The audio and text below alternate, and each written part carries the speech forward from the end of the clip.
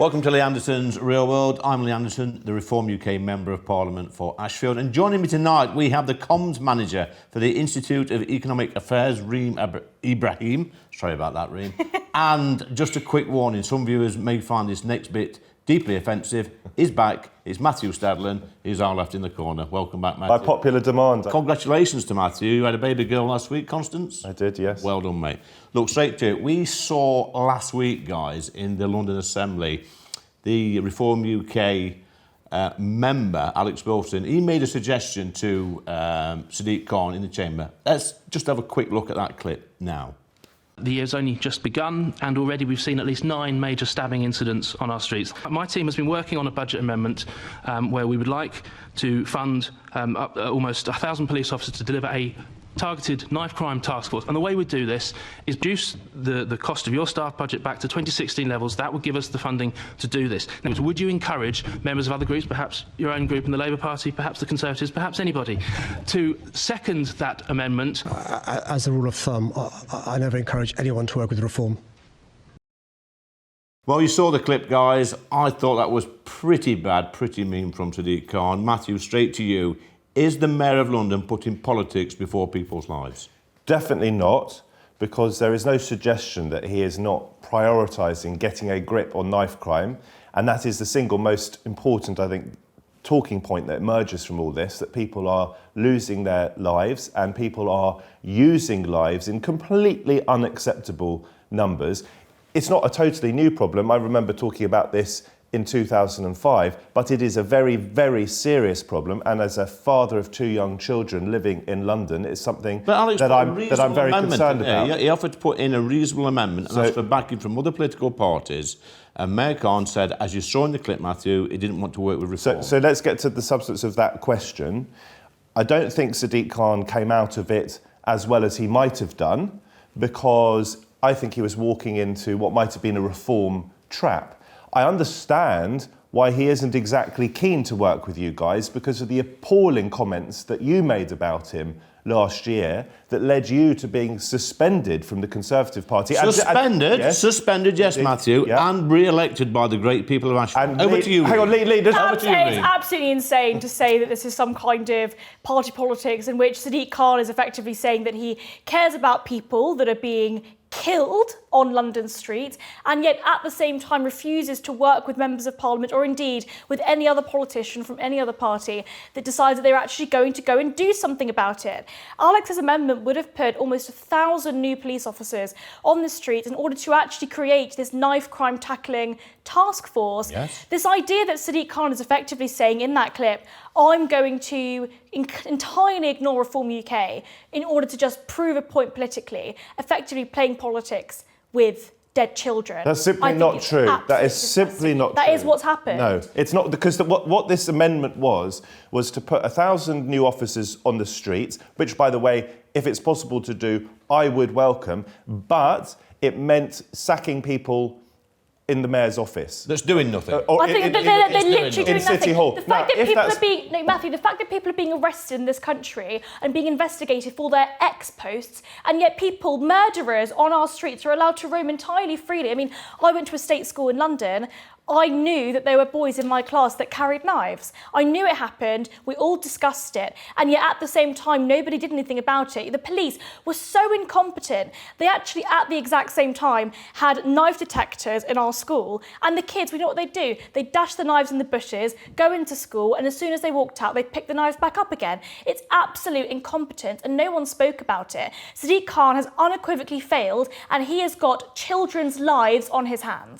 Us blokes hate talking about a little thinning up top, and many of us settle with that balding look, but that wasn't for me, and that's why I went to Elite Hair, the world's leading hair loss clinic, and now I've had over 4,000 new hairs added to this barnet, and very soon I'm going to be rocking some brand new flowing locks, and you can too. So how does it work? Step 1, I sent the team a set of photos of my head. Step 2, I then spoke to one of the Elite Hair staff who looked through my photo submissions and worked out a treatment plan for me. Step 3, Elite Hair then organised accommodation and the treatment. treatment. I was at their state-of-the-art treatment centre in Istanbul, and their incredibly kind staff took me through the process, and before I knew it, I was in surgery. Elite Hair and their leading medical experts have specialised in pain-free treatments using the sleep deep method, and they really mean that. I felt incredibly relaxed the whole time, and I haven't felt any pain since. Check out Elite Hair using the link in the description. When you do, Elite Hair will provide you with a free personalised hair analysis. Then you'll join over 100,000 happy patients. Hit that link and start your hair growth journey like I did today. Hang on, sorry, let's just be absolutely clear about this. Sadiq Khan clearly cares about knife crime and the murders. Let me finish the point. And the murders of children and indeed adults in our capital city. Of course he does.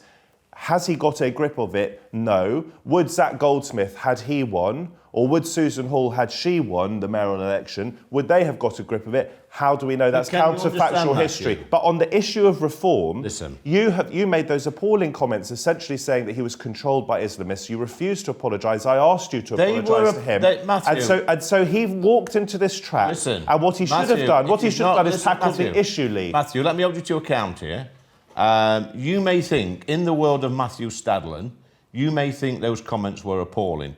In the real world, most people agree with me. I live in the real world. No, you don't. You live in Notting Hill. That's not the real world. I was there this week. It's not the real world. Kensington and Chelsea, the borough of Kensington, is the most mixed borough in the country. The real world. Let's deal with the issue. Let's deal with the issue. You were very rude to him. I don't think he should have responded in the way that he did because it came across as high-handed and even arrogant. It was awful. It played into your hands. It's absolutely insane, Matthew. It played into your hands. Sorry, the thing that you were picking up on is Lee's comments from absolutely ages ago. A year ago. And B, it absolutely doesn't matter. The fact of the matter is, many people feel as though Sadiq Khan is, I wouldn't use the word controlled by Islamists, but he definitely panders to people that seem to think it's racist to have these conversations. It's exactly the same reason why the grooming gang scandal was entirely covered up and wasn't being discussed. And it's exactly the same reason why people are too afraid to talk about the problem in London specifically, but it happens across the country, which is the fact that people on our streets are dying as a result of knife crime, predominantly by minorities. We have to have these conversations openly. It's not racist to say that. I come from a North African family. Reem, it's not racist to say that. I'll go back to Matthew now, because some politicians seem to think it's racist to increase stop and search in London. What do you think to that, Matthew? I think the stop and search issue is a really delicate one. It's an important one. If you talk, why is it delicate? Why is it delicate? Because if you stop and search a disproportionate number of people from a particular community, that can, you mean the same community stabbing people? Hang on. That can drive a wedge between that community and the police. It could potentially make things worse. It could save lives. However, if you talk to some black mothers, as I have done on my radio show in the past, they will support the stop and search. So I don't think it is a straightforward issue. But Reem has just said people are afraid of talking about knife crime in London. Of course we're not afraid of it. And whoever is committing those crimes, we need to go after them. We need to sort it out. We need to work out why people are doing it, why kids feel scared. We need to make sure that they realise that they're more likely to die or kill someone if they carry a knife. We need to grip that. We need to tackle this aggressive macho culture. We need to make it more difficult for appalling zombie knives to be available. I'd ban them entirely. And we need to make sure that there are more police on our streets. We need to make sure there are more police on our streets. Banning zombie knives and going after Amazon and whatever, as Sakir Storm is talking about this week, will make no difference. Multi-prong approach. You've got to look at the difference. But it's a multi-prong approach. It's like his other silly idea a few weeks back, arresting somebody who's selling rubber dinghies coming over the channel. It makes no difference. I didn't just say that, though. I said other things. You've got to solve the root of the problem. And I can tell you why knife crime occurs in the way that it does. People that feel as though their own lives are at risk, and I went to school with some of these boys, they feel as though their own lives are at risk, so they carry knives in order to protect themselves. It's effectively gang warfare. How do we change it, though, guys? I'll tell you how we can change it. I've got a simple solution, Matthew. I did raise this in the Commons a few weeks ago. During last summer's riots, fair play to Starmer, he stopped the riots within about 2 weeks, and what he did was he got them arrested, in the dock, in prison, within 10 to 14 days. The riots stopped straight away. You get caught with a knife, in court the following day, prison the following day, 5-year mandatory sentence, it would stop in a week. I think that's... It would, well, hang on. The problem is the police are too bothered about people's ex-posts, so they don't care about actual murderers. That's a sort of extreme characterisation. The police are faced with enormous challenges. I think we do need more police. I think that Reform London Assembly member was right to call for more police. So why does Sadiq Khan refuse to work with him? Hang on. Sadiq Khan doesn't need to agree to that particular amendment, which would involve sacking staff at City Hall in order to get more police on the streets. The question is Lee right that sending people to prison immediately for 5 years, would that work? Possibly. And if it would work, it's something very much worth looking at, I would say. Reem? Well, I think you're absolutely right. These are potential solutions. The problem is we don't have the funding and necessary resources for these kind of policy initiatives. And ultimately, the problem is police time is actually being wasted on so much. If we can take the rioters, as we did last summer, and lob them into prison within a fortnight, we can take these people carrying knives, because the message would get out very, very quickly in places like London that if you carry a knife, you're going to jail for 5 years, and I'll tell you what, they'd stop doing it. I think you're totally right. The problem is we don't have any of the prison spaces because we refuse to build any new prisons. Yeah, but we have the spaces for the rioters. We seem to have the spaces for the rioters, but we seem to not have the space for people that actually commit horrendous crimes. I mean, the fact of the matter is we have to release people early because we just don't have the space in these prisons. We need to build new prisons. We also need to stop arresting people for silly crimes. I personally believe that if you're found with a small amount of marijuana, you shouldn't go to prison. If the deterrents were much harsher, Matthew, you wouldn't need as many prison spaces. If you're right, if the deterrent works... Have you been to Singapore? I went there last year.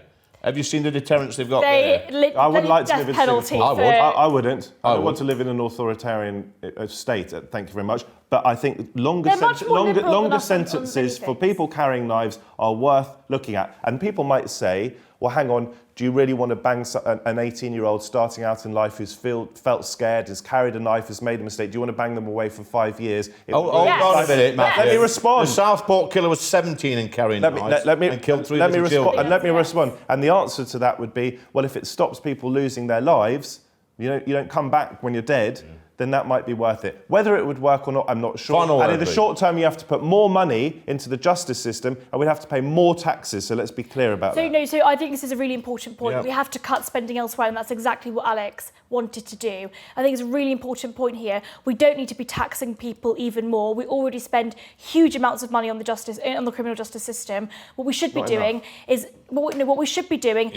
ensuring that police are not wasting their time on social media posts or on silly things like low-level drug crimes. I agree. Listen, guys, another feisty debate. Matthew Stadlen never fails to deliver.